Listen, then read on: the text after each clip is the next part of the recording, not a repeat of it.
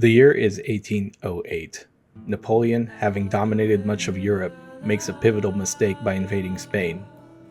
This misstep traces back to a year earlier when Portugal defied Napoleon's order to cease trade with Britain, prompting him to dispatch an army to occupy Portugal and enforce the blockade. This military maneuver required crossing through Spain, then considered a French ally. Under the guise of protecting Spain, Napoleon strategically positioned troops across the country. However, the Spanish populace was far from pleased with this arrangement, leading to widespread riots. As tensions escalated, Napoleon compelled the Spanish king to step down, installing his brother Joseph as a puppet monarch. This move backfired, galvanizing the Spanish people against the French occupation.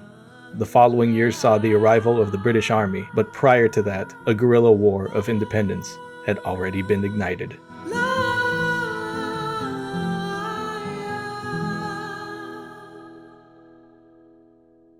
The term guerrilla derives from the Spanish word guerra, meaning war. It was during the Peninsular War, part of the larger Napoleonic Wars from 1808 to 1814, that this form of irregular warfare took its name and became distinguished. The guerrillas were mostly peasants, former soldiers, and patriots who took up arms spontaneously against the French occupation of Spain and Portugal.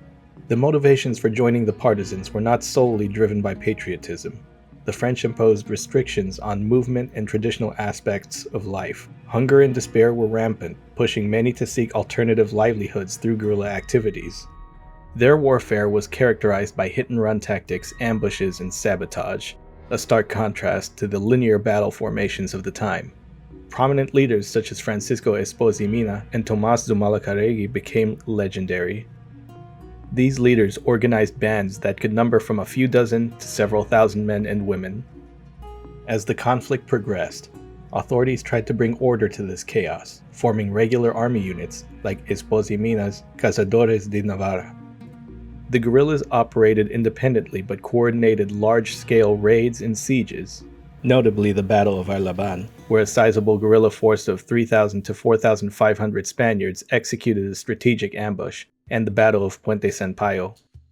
The Spanish guerrilla tactics were unconventional for the time. They avoided open battles where the French had superiority in numbers and firepower.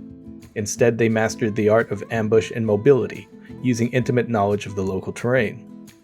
Their operations were a thorn in the side of the French, disrupting supply lines, isolating garrisons, and forcing Napoleon to divert troops from larger campaigns. The French believed that Spain and Portugal had not advanced as much in enlightened absolutism as other regions. They attributed the resistance to centuries of what they considered backwardness in knowledge, social customs, and Catholic superstition. Guerrilla tactics proved to be the Spanish military's most effective strategy for fighting France.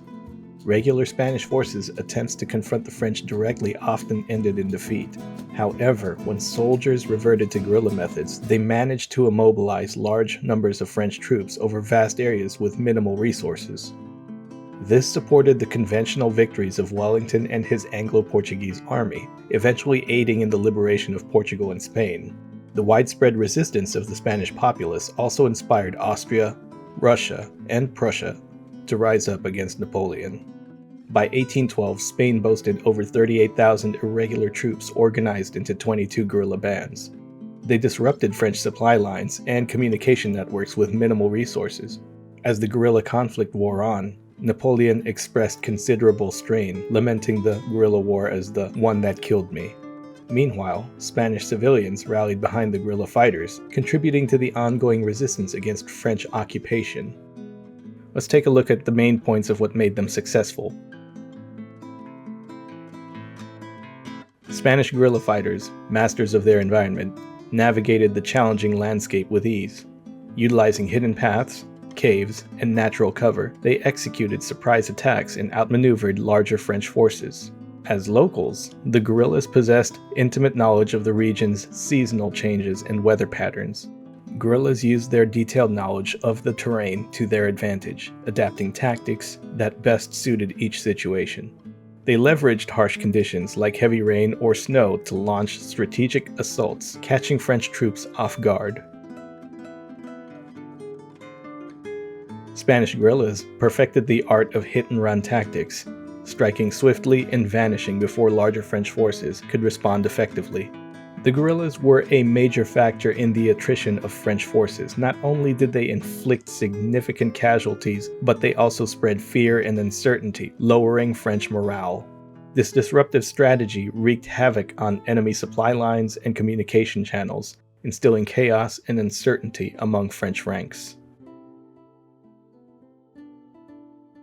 Guerrilla units seamlessly coordinated with regular Spanish army units, pooling resources and intelligence. This synergy between irregular and regular forces amplified the impact of their resistance efforts, leading to strategic victories against the French. The British, under leaders like the Duke of Wellington, recognized the value of guerrillas and provided them with support, including weapons, training, and intelligence. This cooperation was crucial, turning local resistance into a significant part of the Allied strategy against Napoleon. Guerrilla fighters forged strong bonds with local communities, receiving crucial support in the form of shelter, food, and intelligence. Civilians played a vital role by providing timely information about French troop movements, facilitating successful ambushes and raids. Without widespread support, there wouldn't have been a network that sustained their operations. Deep-seated patriotism and a fervent desire for independence from France fueled widespread support for the guerrilla cause.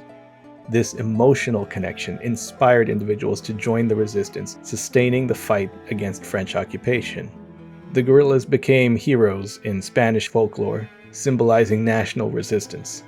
Charismatic leaders inspired fierce loyalty and morale, which were critical in a conflict characterized by its brutality and hardships.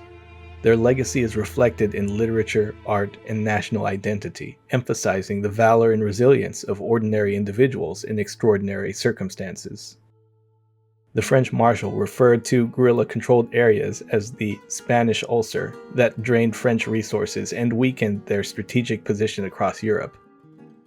For those looking to explore more, here are some valuable resources. These books offer comprehensive insights into the tactics, personal stories, and broader historical impact of the Iberian guerrillas.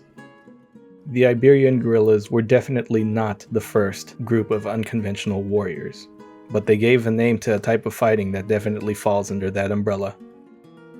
The more you examine this particular guerrilla war, it becomes clear that their success was no accident. Their intimate knowledge of the terrain, unwavering support from local communities, and adaptable tactics proved decisive in challenging Napoleon's forces. The legacy of these guerrilla fighters endures as a testament to the power of determination and unity in the face of adversity. Until the next video, be good, stay safe, and have a good one.